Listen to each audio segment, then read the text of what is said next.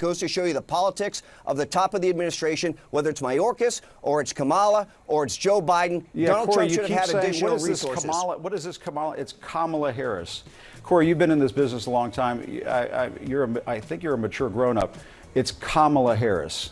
Can you just say, can you say Kamala, or you cannot say Kamala? Jim, can you admit 13,099 murders that have come into the country? You say you haven't. Well, Corey, I appreciate you coming on. Maybe we'll have you back.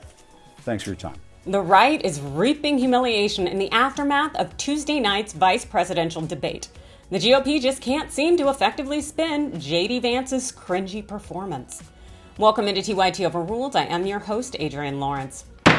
Environment wasn't just created by Donald Trump. Okay, but can I say, you can't blame, and everyone wants your dad to be safe. No one wants the threats against his life to happen, but you can't blame the media for those threats. There's been no evidence that's what drove those. And allows people to have a platform to call someone literally Hitler every day for 9 years, it creates it. Okay. Whether you want to believe it or not, that's a fact. But as you know, J.D. Vance once likened your dad to Hitler as well. He questioned if he was America's Hitler. But I want to talk about the debate.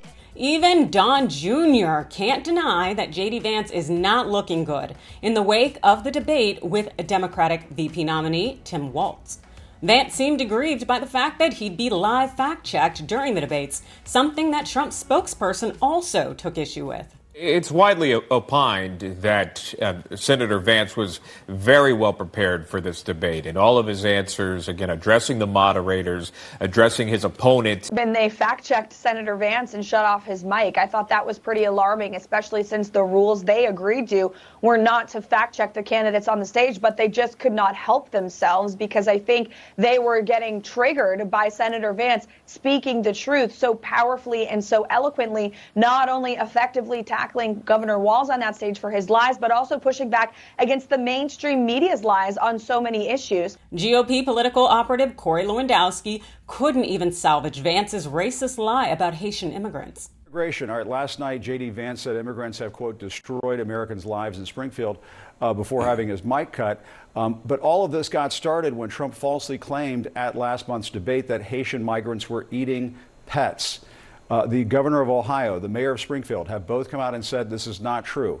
Corey, can you say that Haitian migrants are not eating pets in Springfield? Can you say that? You know what I can say, Jim? I can say that 13,099 murderers were let into this country, 16,000 rapists, 425,000 people in the last 4 years have been let into this country by Kamala Harris and Joe Biden's own Customs and Border Protection that are running around this country, Jim. The other thing, too, it's Kamala Harris. Crimes. I don't know.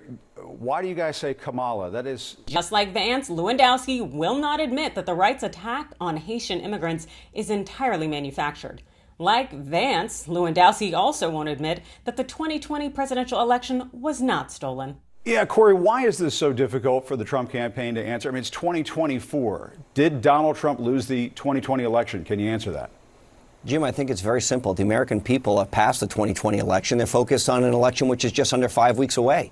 And what we have an opportunity to do now is to talk about two different visions for America. And what J.D. Vance laid out last night is a very different vision than what Tim Walz and Kamala Harris want to say. So, look, we can go back and relitigate the 2020 election, or we can look at what we can do to make America better for the everyday Americans who are struggling under Bidenomics. Yeah, They're struggling under... It's not relitigating. It's just a simple question. Did Donald Trump lose the 2020 election? I mean, that's an easy one. Jim, why are we talking about 2020 anymore? Does the American people care about the 2020 election? I know, but Corey, it's a simple that have question. poured across this country. Will the former Jim, why president... are we talking about the 13,000 murderers who've been let into this country under the Biden-Harris-Walz administration? Let's talk about things that people care about. Let's talk about the crippling economy. You want to talk about a hypothetical in 5 weeks from now. I'm talking about every single day. The right can argue all they want, but that does not make the big lie fact. Now, that's not to say that Vance didn't impress some people last night, as he was objectively strong at messaging, making that Project 2025 campaign look like a polished turd that Senator Katie Britt is happy to embrace.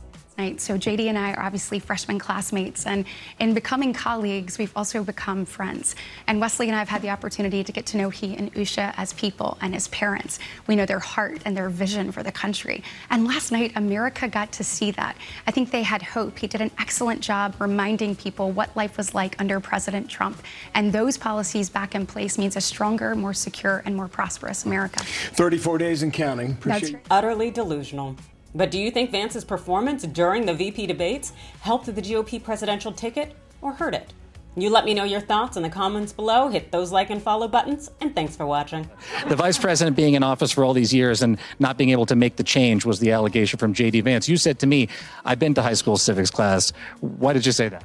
Because if anybody took high school civics class, they'd know what the vice president can do and what the vice president can do. I want to make a quick point.